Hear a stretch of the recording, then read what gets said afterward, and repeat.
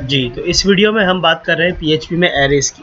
PHP में दो किस्म के एरे होते हैं। एक होते हैं हमारे पास इंडेक्स्ड एरे जो कि नॉर्मल एरे, दूसरे हमारे पास होते हैं एसोसिएटिव एरे। एसोसिएटिव एरे, ठीक है। तो इंडेक्स एरे बनाने का तरीका पीएचपी में किस तरह आप वेरिएबल के अंदर एक एरे आप सेव करेंगे, वह एरे कैसे बनाएंगे। आप कोई भी वेरिएबल ले लें इक्वल्स टू, पीएचपी में एरे के नाम से एक मेथड होता है।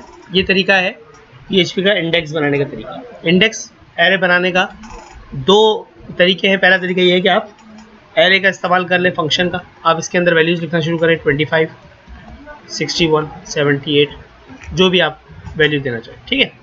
एक तो ये तरीका है, ये 4 वैल्यूज़। बिल्कुल ऐसा ही सेम एरे अगर मैं इसके इंडेक्स्ड की वैल्यू की तरफ से बनाना चाहूँ, मतलब इसका नाम AR1 रख देता हूँ, इस तरह ही बना सकते हैं। आपके 0 इंडेक्स पे 25 रख दो, ठीक है, और 1 इंडेक्स पे आप 61 रख दो, 2 इंडेक्स पे आप 78 रख दो, और 4th इंडेक्स पे आप 96 रख दो, तो आपका इंडेक्स नंबर 3, ठीक है। तो इस एरे में और ये ऊपर वाले एरे में कोई फ़र्क नहीं है, दोनों इंडेक्स्ड एरे, ठीक है, कोई फ़र्क नहीं है। अब आती है बात कि सर एरे को हम एक्सेस करते हैं तो किस तरह से वो प्रिंट होता है। अगर मैं लेट से एको कर देता हूँ $ARR को डायरेक्टली, ठीक है, तो होगा क्या, मेरे पास एक एरर जनरेट होगा कि भाई आप एरे को स्ट्रिंग की तरह प्रिंट नहीं कर सकते। वो एक एरे है, उसमें मल्टीपल वैल्यूज़ है, इसको हम कंपाउंड डेटा टाइप भी कहते हैं ना, कि एक होती है scalar data type, integer, float, double, single values होती है, एको हो जाती है।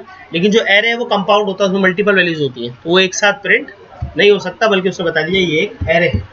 अब इसको प्रिंट करने का तरीका है, नंबर एक तो ये कि भाई आप इस तरह से इंडेक्स से वैल्यू एक्सेस करें, 0 पे जो लिखा होगा वो प्रिंट हो जाएगा, ठीक है भाई, पहली वैल्यू 12। दूसरा जो एक पहला, मतलब मैं ये कह रहा हूँ कि प्रॉपर प्रिंटिंग करनी है तो आप इसके लिए लूप्स का इस्तेमाल करते हैं, फॉर ईच का लूप, फॉर का लूप। एक चीज़ है कि भाई मुझे सिर्फ ये चेक करना है कि एरे में है क्या क्या, मुझे एरे मिला है, मुझे चेक करना है एरे में है क्या। तो पीएचपी के अंदर प्रिंट अंडरस्कोर आर ये मेथड होता है जो आपके किसी भी वेरिएबल को रियल जो उसकी तरीका, रियल जो उसका आउटपुट होता है वो दिखाया था। इसका रियल आउटपुट ये है, प्रिंट अंडरस्कोर आर, ठीक है जी, कि 0 इंडेक्स पे 25 पड़ा हुआ है, 1 इंडेक्स पे 61 पड़ा हुआ है, 2 इंडेक्स पे 78 है और 3 इंडेक्स पे 96 है। समझ आया। और इसको मजीद और अच्छी तरह देखने के लिए आप ये कर सकते हैं कि HTML का एक टैग होता है ना, प्री फॉर्मेटेड, प्री का टैग, आप प्री के टैग के दरमियान इसको प्रिंट आर करें तो इसको आपको बिल्कुल एक प्रॉपर आउटपुट दिखाएगा कि रियल में एरे है क्या। समझ आए भाई, इससे प्रॉपर आपको दिखा दिया कि ये एरे है जो आपके सामने इस वक्त आया है, ठीक है। अभी देखो मैंने ARR को प्रिंट किया है और ARR1 को भी मैं प्रिंट कर दूं तो क्योंकि वैल्यू सेम है तो इसलिए आउटपुट भी सेम है, ओके। तो ये हमारे पास एरे को रियल में देखने का तरीका। अब आती है बात कि सर एरे को प्रिंट कैसे किया जाएगा। मैं खैर ये एक एरे में ख़त्म ही कर देता हूँ, इसी एरे की बात कर रहे हैं। मुझे एरे प्रिंट करना है पूरा का पूरा, सारी चीज़ों को लिस्ट बना के प्रिंट करना है लेट सपोज। तो मैं एको कर देता हूँ एक LUL अनऑर्डर्ड लिस्ट, ये लिस्ट शुरू हुई और यहाँ पर मैंने लिस्ट को बंद कर दिया, ओके। अब लिस्ट के अंदर होता है आइटम, मैंने फॉर ईच का लूप लगाया हर एक के लिए। मैंने कहा ARR को एज आप किसी भी वेरिएबल में रख सकते हो, मैंने A बना दिया कि जो कुछ ARR में एलिमेंट है उनको A के अंदर रखते जाओ और सबको प्रिंट करना है फॉर ईच, मुझे हर एक एलिमेंट के साथ काम करना है।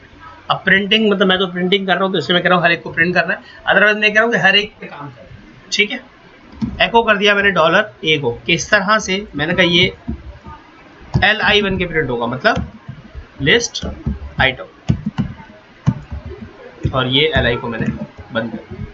अब क्या हुआ कि UL के अंदर सारे LIs प्रिंट हो जाएंगे, तो ARR में जो भी वैल्यूज थी वो A के अंदर आई और प्रिंटिंग हो गई। तो मसला ये इसका प्रॉपर आउटपुट आपको नजर आएगा। ये फॉर ईच के जरिए से, अगर ये काम आपको फॉर के जरिए से करना हो, मतलब ये फॉर ईच का लूप है, मैं इसको कमेंट कर रहा हूँ, ठीक है भाई, फॉर ईच के लूप को मैंने कमेंट कर दिया, फॉर के लूप से काम करना है। तो देखिए फॉर के लूप में आपको बताना होता है कि इनिशियल वैल्यू क्या है, सॉरी फॉर का लूप, फॉर मैंने कहा I = 0, क्योंकि हमारा जो इंडेक्स है वो शुरू कहाँ से होता है, 0 से।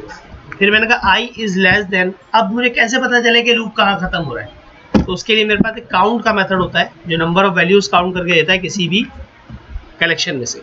तो मैंने कहा काउंट ऑफ एरे से कम रखना और $i को प्लस प्लस कर दिया, कोई इशू। ये हमारा लूप बिल्कुल सही चलेगा। और वही मैंने एको वाली लाइन यहाँ पे प्रिंट की, लेकिन अब की बार मुझे यहाँ पर बताना पड़ेगा कि ARR में से i की वैल्यू को प्रिंट करना है, अंडरस्टैंड। तो पहले 0 को प्रिंट करेगा, फिर 1 को करेगा, फिर 2 को करेगा और 3 पे जाकर रुक जाएगा, क्योंकि हमने कहा है कि जो काउंट है मेरा एरे का उससे कम रखना है आपको, ठीक है। तो ये लूप हमारा अभी भी आउटपुट बिल्कुल सेम ही दे रहा है, ठीक है। तो फॉर ईच और फॉर का फर्क भी यहाँ पर थोड़ा सा और वाज़ेह हो गया होगा कि फॉर ईच में आपको लास्ट इंडेक्स नहीं बताना होता, फर्स्ट इंडेक्स नहीं बताना होता, आप उसको बताते हैं कि एलिमेंट कहाँ पर है, ठीक है। यहाँ पे फॉर के लूप में हमें बताना पड़ता है फर्स्ट इंडेक्स और लास्ट इंडेक्स, ठीक है जी। अगर इसी चीज़ को वाइल में करना पड़ जाए तो फॉर हटा दें, हमने लगाया वाइल, आई को हमने इनिशियलाइज कर दिया ऊपर, ठीक है जी। काउंट यहाँ पर चेक किया और इसको हमने इंक्रीमेंट जो है इसका वो कर दिया प्रिंटिंग के बाद इस जगह, ठीक है जी। अभी भी आउटपुट बिल्कुल सेम ही होगा। तो वाइल का लूप भी हमने इस्तेमाल कर लिया इस एलिमेंट के साथ, एरे के। कोई प्रॉब्लम, कोई मसला, ठीक है जी। तो ये हमारा एरे बनाना और उसको इस्तेमाल करना, ये सिंपल एरे था। सिंपल एरे इस तरह बनाए जाते हैं। एक और तरीका भी मैंने बता दिया, इंडेक्स लगा के बना ले, ठीक है, या डायरेक्ट एरे के फंक्शन से बना ले। दूसरा जो हमारे पास चीज़ है वो है एसोसिएटिव एरे।